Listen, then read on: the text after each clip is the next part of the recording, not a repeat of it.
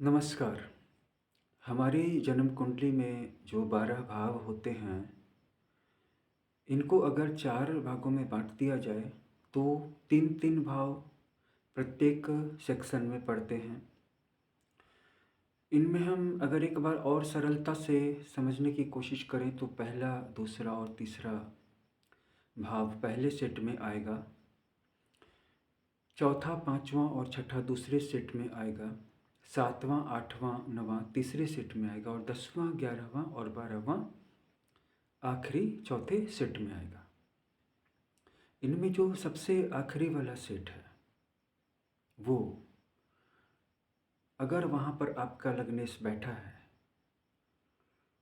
तो उसके साथ बैठे हुए प्लैनेट्स अगर उन प्लैनेट्स में जो प्रभाव है, उसका प्रभाव आपके लग्नेश पे इस ढंग से उसको सराउंड कर रहा है कि ये प्रभाव अच्छा प्रभाव नहीं रह गया है, तो आपके जीवन में ऐसे कार्यों की बाढ़ आ जाएगी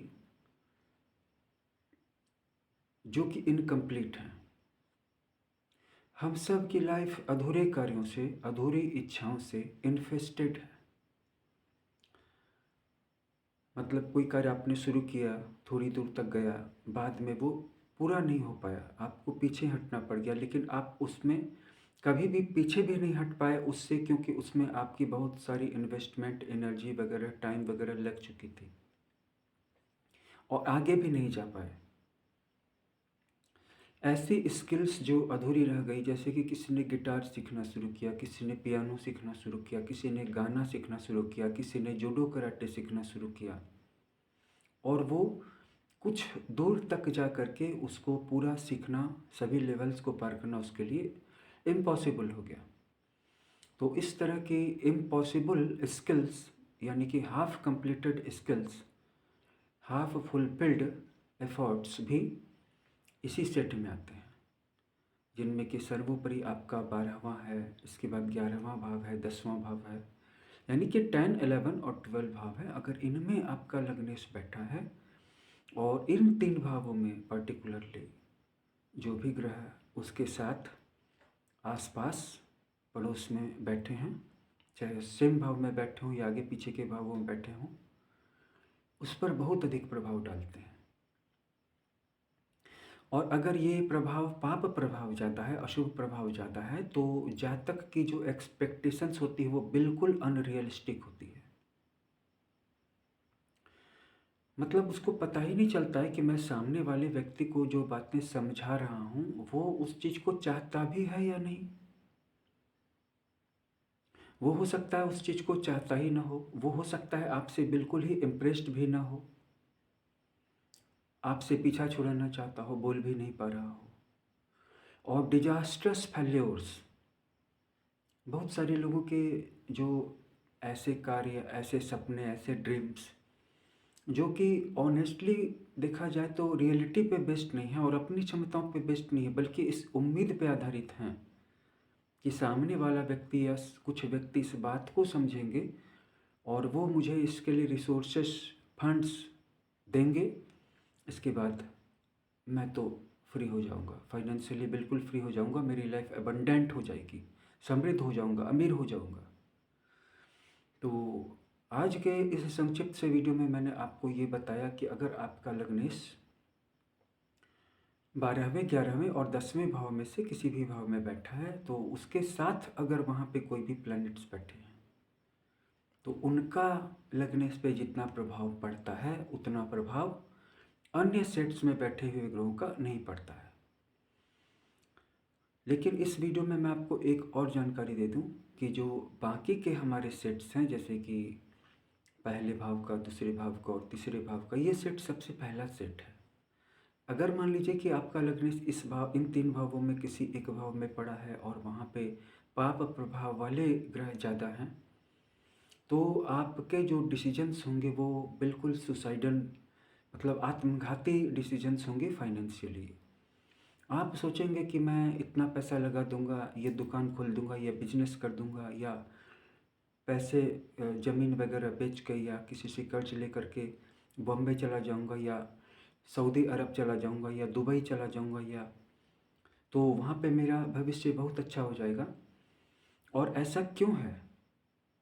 ऐसा इसीलिए है कि जिसके भी लग्नेश की पोजीशन भाव 1, 2 या 3 में है और वहाँ पे पाप प्रभाव ज़्यादा है, और ये पाप प्रभाव वैसा प्रभाव नहीं है जैसा कि आप समझ रहे हैं। आप सोच रहे हैं कि पाप ग्रहों की युति है या पाप ग्रह की राशि में बैठा है या पाप ग्रह की दृष्टि है। मैं जिस पाप प्रभाव की बात कर रहा हूँ वो थोड़ा अलग हट करके है, और इसीलिए ये जो वीडियो है बहुत पेचीदा है। तो मैंने ये सोचा कि मैं अगर आपको विषय की पेचीदी गहराइयों में न ले जा करके मैं सिर्फ आपको ये एक ऊपरी आउटलाइन से आपको परिचित करा दूँ तो आपके लिए शायद ज़्यादा हेल्पफुल रहेगा। कि जब व्यक्ति का लग्नेश भाव 1, 2 और 3 में होता है और उसके आसपास या साथ में जो भी प्लैनेट्स रहते हैं उनसे उनकी पोजीशन, उनकी सिचुएशन इस ढंग से हो जाती, वैसे प्रभावों से सराउंडेड हो जाता है, तो व्यक्ति स्वार्थी हो जाता है। और सिर्फ स्वार्थ के कारण ही उसके जीवन में उसके जो डिसीजंस आते हैं उसे छोटी फेल्योर से बड़ी फेल्योर की ओर, एक फेल्योर से दूसरी फेल्योर की ओर और डिजास्टर की ओर लेते चले जाते हैं।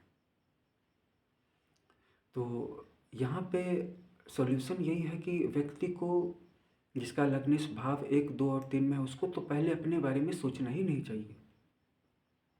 वो सबसे पहले जिस परिवार में आया है उसे अपने पेरेंट्स के बारे में सोचना चाहिए, माता पिता के बारे में सोचना चाहिए। साथ ही साथ जब वो मैच्योर हो जाता है या ऐसा कहा जाए कि कमाने लगता है, शादीशुदा हो जाता है, तो भी अपने बारे में पहले नहीं सोचना चाहिए।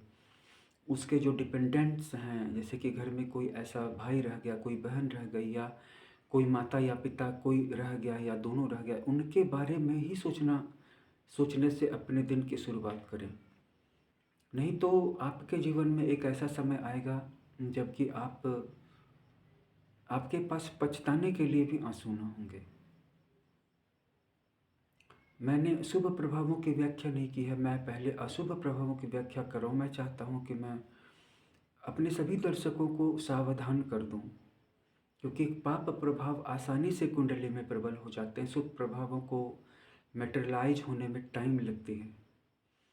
ये संक्षिप्त वीडियो है और इसमें बस बाकी के जो 2 सेट्स हैं उनकी संक्षिप्त सी चर्चा करके फिर आगे के आने वाले एपिसोड्स में, कड़ियों में उनकी विस्तार से चर्चा कर लूँगा। पहले, दूसरे, तीसरे भाव से हमने पहला सेट समझा, इसके बाद चौथे, पाँचवें और छठे भाव से हमारा दूसरा सेट है।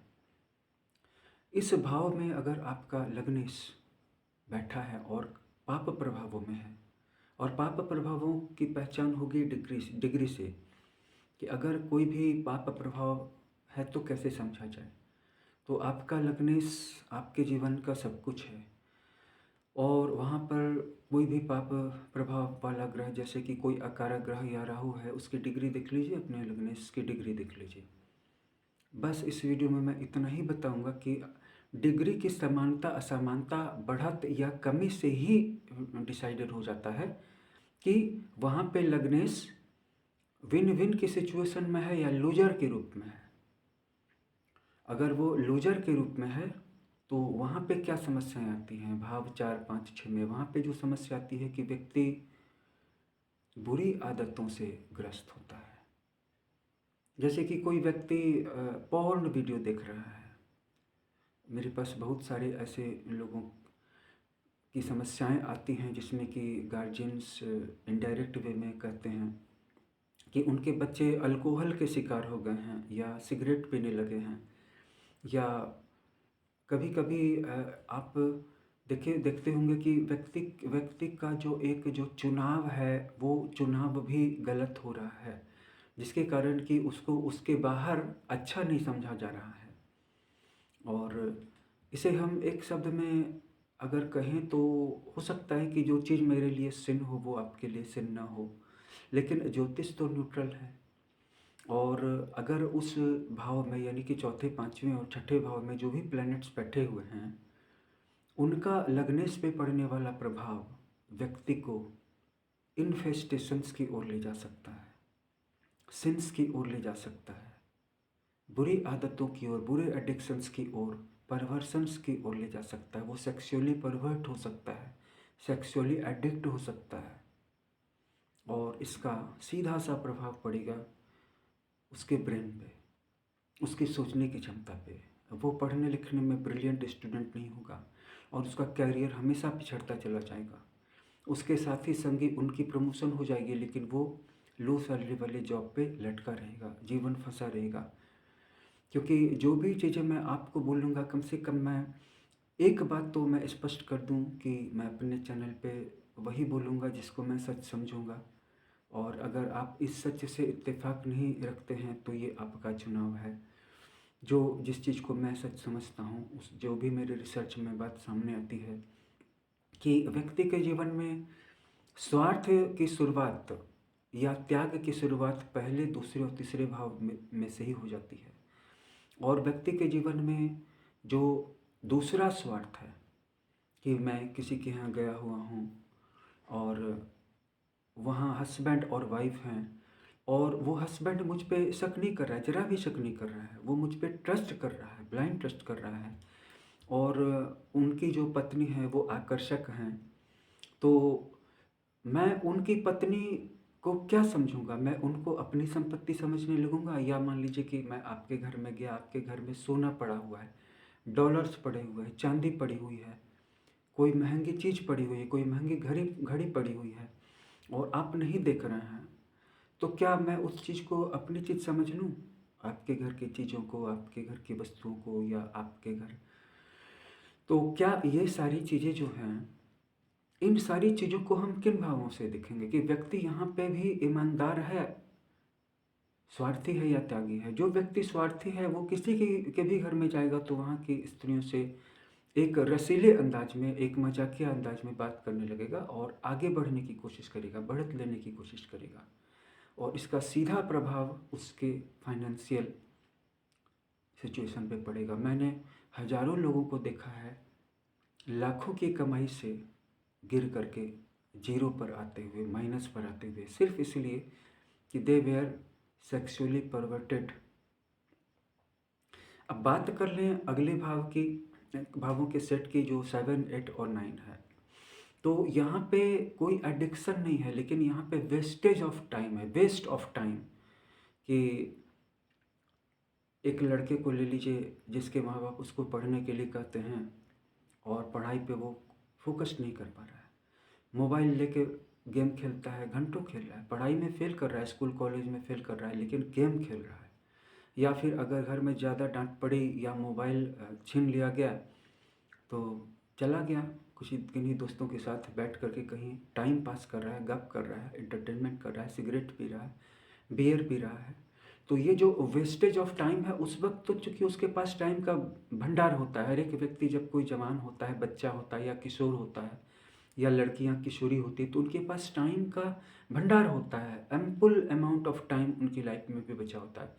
तो उस वक्त उनको समझ में नहीं आता कि ये जो सिगरेट, बियर और वेस्ट ऑफ टाइम, मैं सबसे बड़ा सिन मानता हूँ वेस्ट ऑफ टाइम को, कि इस ओर जो वो अपनी ज़िंदगी को ले जा रहे हैं, ये सीधा उनको उनके अंत की ओर ले जा रहा है। और ये भी तभी पता चल सकता है कि आपका लग्नेश कहाँ बैठा है। अगर आपका लग्नेश भाव 7, 8 और 9 में बैठा है और वहाँ पे पाप प्रभावों में है, और पाप प्रभावों का पता सामान्य युक्ति या सामान्य दृष्टि से नहीं चलता है, वो डिग्री से चलता है। और डिग्री का भी एक रहस्य है जिसे कि मैंने इस वीडियो में आपको नहीं बताना है, ये मेरा चुनाव है। ऐसा इसलिए है क्योंकि कुछ चीज़ों की पेचीदगियाँ होती हैं, और जो चीज़ ज़्यादा पेचीदी हो जाए, जिस चीज़ को आप कर ही ना पाओ, जिस चीज़ को आप समझ ही ना पाओ, या जैसा कि मैंने कहा कि अ, किसी भी चीज़ का एक नैतिक दायरा होता है, और किसी भी चीज़ का एक प्राइवेसी वाला एरिया होता है, कि वो जैसे कि आप किसी को अपनी किसी ऐसी चीज़ के बारे में बताते हैं जहाँ पे कि विदाउट पेटेंट उसके किसी और के स्वामित्व में जाने का खतरा हो। तो कुछ ऐसे कैलकुलेशंस हैं जिनको कि मैं लोगों की भलाई करने के लिए रिजर्व रखता हूँ, और लेकिन मैं जो उसके जनरल सिम्टम्स हैं वो सबकी भलाई के लिए मैं चाहता हूँ, मैं ये नहीं कहता हूँ कि मैं एक महान, दयालु, बहुत ही उदार मनुष्य हूँ जो सबकी भलाई करता रहता है। नहीं, मैं सबकी भलाई भी करता हूँ, मैं अपनी भलाई भी देखता हूँ। और मैं एक बैलेंस्ड इंसान बनने की कोशिश करता हूँ, जहाँ कि मैं इतना ज़्यादा स्वार्थी न बन जाऊँ कि आपके हितों का सिर्फ नुकसान हो और प्योरली मेरा लाभ हो। और मैं इतना त्यागी भी नहीं बनना चाहता कि आपके हितों की तो भरपाई हो जाए, आपके इंटरेस्ट पूरे हो जाएं, लेकिन मेरे हितों का पूरा नुकसान हो जाए। तो जो चीज़ें आपके इन भावों में देखी जा रही है 7, 8, 9 में, वहाँ लगनेस के कारण वेस्ट ऑफ टाइम, और वो वेस्ट ऑफ टाइम साधारण नहीं है। जहाँ पे लाइफ एम्बलेस हो गई और जहाँ पे वो सिस्टम से नहीं चल रहा है, ट्रेडिशन से नहीं चल रहा है, माता पिता की बात नहीं मान रहा है, तो आप अभी समझ सकते हैं कि आपका लगनेस किस सेट में है। जाइए चेक कर लीजिए, वो 1, 2, 3 वाले सेट में है, या चौथे, पाँचवें, छठे भावों वाले सेट में है, या 7वें, 8वें, 9वें वाले सेट में है, या फिर 10, 11, 12 में है। अगर कोई बात समझ में न आई हो तो आप कमेंट बॉक्स में ज़रूर चर्चा करें, हम उसको और क्लैरिटी के साथ एक्सप्रेस करने की कोशिश करेंगे, या इस पे एक और नया वीडियो बनाएंगे जिसमें कि हम उन कुछ पेचीदगियों को स्पष्ट करके बताएंगे जिनको कि समयाभाव के कारण इस छोटे से वीडियो में नहीं बता पा रहे हैं। और एक बड़ा वीडियो बनाने का भी विचार है जिसमें कि काफ़ी सारी गहरी बातें हों, लंबी बातें हों। तो जिन लोगों को लंबा वीडियो देखने का इंटरेस्ट है, देखने में इंटरेस्ट है, तो वो ज़रूर बताएं, हम उनके लिए एक लंबा वीडियो उसकी एक सीरीज़ भी बनाने पे विचार कर रहे हैं। धन्यवाद।